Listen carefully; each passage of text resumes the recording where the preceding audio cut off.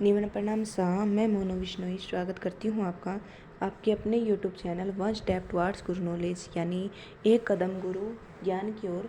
आज हम जानेंगे गुरु महाराज जाम्बो जी के मुख से उच्चारित वाणी शब्द संख्या 50। बात करें गुरु महाराज जाम्बो जी ने यह शब्द किसके प्रति कहा।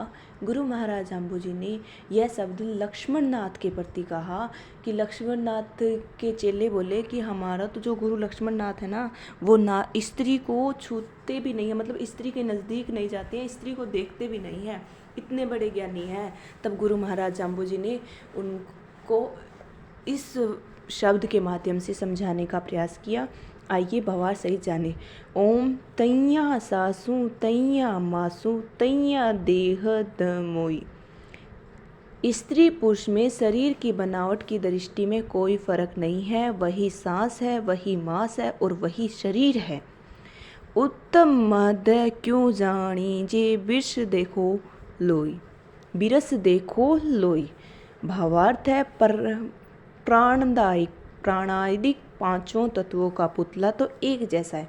जो हमारा शरीर है वो 5 तत्वों को मिलकर बना है। फिर स्त्री को मध्यम, पुरुष को उत्तम क्यों देखते हो, स्त्री को नीचा और पुरुष को ऊंचा क्यों देखते हो तुम। जाके वाद विराम विरासो सांसे सरसा भोला चाले, ताके भीतर छोत लकोई। यदि अब तक वाद विवाद, भ्रम, छोटा बड़ा और मैं और पराया, मतलब छोटा बड़ा, मैं पराया, ये भाव योगी के अंदर विद्यमान है, तो फिर वह योगी कैसा हो सकता है। योगी को तो छुआछूत भाव से निर्वृत्त हो जाना चाहिए था। योगी के अंदर तो छुआछूत का भाव होना ही नहीं चाहिए। जाके वाद विरासो सांसे सरसा भोलो भागे, ताके मूल्य छोत न हुई। वह परमात्मा तो सर्वत्र विद्यमान है। परमपिता परमेश्वर भगवान विष्णु तो चारों तरफ विद्यमान है, प्रत्येक हृदय में विद्यमान है, होकर सृष्टि का संचालन करते हैं। परमात्मा परमेश्वर विद्यमान है और वो प्रत्येक हर व्यक्ति के हृदय में रहकर पृथ्वी का संचालन करते हैं, सृष्टि का संचालन करते हैं। वह तो जागृत पुरुष है, वह जगे हुए पुरुष है, परमपिता परमात्मा परमेश्वर विष्णु जी। दिल दिल आप खुदाए बंद जाग्यो, सब दिल जाग्यो सोई, जो जिंदो हज काबो जाग्यो, थल सिर जाग्यो। इस समय प्रत्येक दिल रूपी हृदय में वह सोई हुई आत्मा जागृत हो गई है, मतलब प्रत्येक हृदय में परमपिता परमेश्वर है। जो हज काबे में जागृत हुआ है वह तो जागृत, जो मतलब आप लोग हज काबे में हैं तो वो सुमरातिल दौरे पे भी जागृत है, यानी कि मैं यहाँ विद्यमान हूँ। नाम विष्णु के मुस्कल घाते ते काफर शैतानी।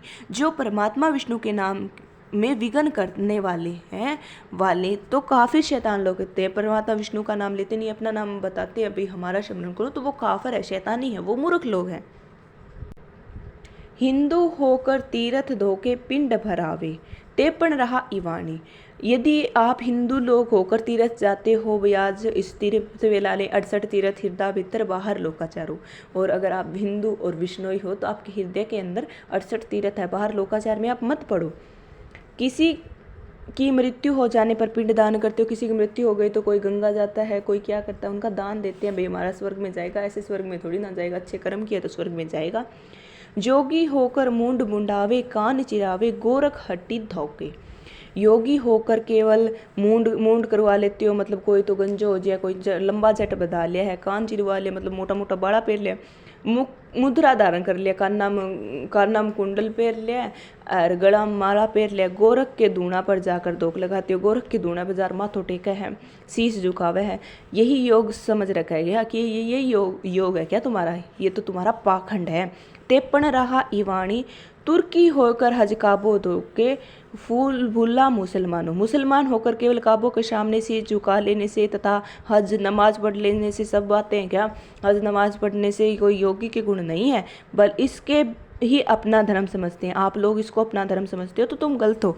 इसके आगे कुछ और भी करणीय और कथनीय है, मतलब कुछ और भी कर्मणीय है, करने लायक भी है, कर्मणीय कर्म भी है हमारे, और कुछ देखने लायक सुनने लायक और भी है। इनसे बाहर निकलो।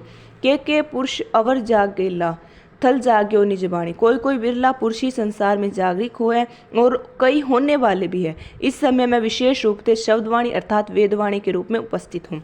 शब्दवाणी वेदवाणी उस रूप में मैं उपस्थित हूँ। और कोई विरला पुरुष जागा हुआ है और आगे भी जागेंगे। अब जो शब्दवाणी पढ़ रहा है, सुन रहा है, उसको जानने की कोशिश कर रहे हैं, तो वो जागृत व्यक्ति है, उसको जानने की कोशिश कर रहे हैं।